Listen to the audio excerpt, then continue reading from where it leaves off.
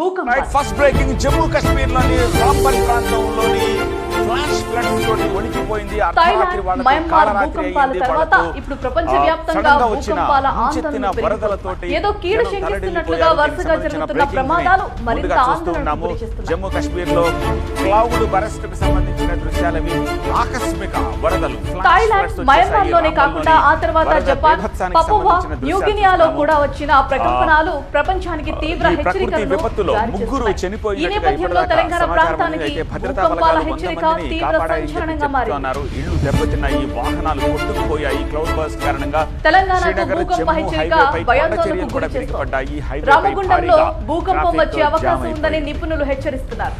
భూకంప తీవ్రత గట్టిగా ఉంటుందని చెబుతున్నారు. ఆ భూకంప తీవ్రత హైదరాబాద్ అలాగే అమరావతి వరకు కూడా ఉంటుందని అంటున్నారు.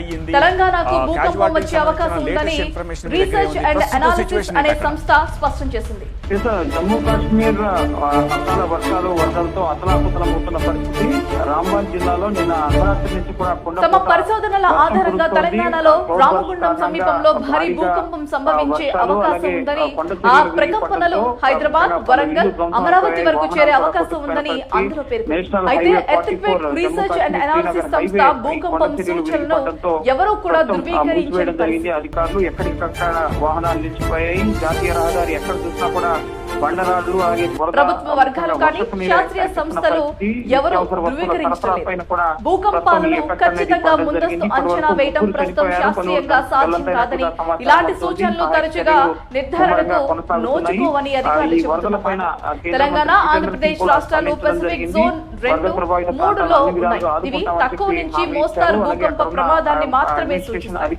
గతంలో ఈ ప్రాంతంలో కొన్ని చిన్న చిన్న ప్రకంపనలు సంభవించాయి.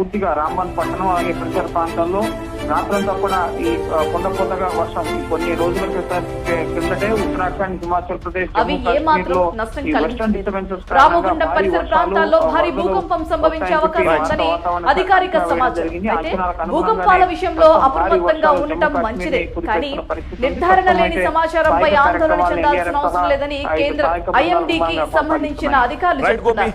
ఏపీ, తెలంగాణ రాష్ట్రాల్లో గతంలో చిన్న నుంచి మోస్తారు తీవ్రత గల భూకంపాలు చోటు చేసుకున్న విషయం తెలిసిందే. అయితే ఎర్త్క్వేక్ వెబ్సైట్ మాత్రం రామగుండం సమీపంలో భూకంప ప్రమాదం వచ్చే అవకాశం ఉన్నట్లుగా చెబుతున్నారు.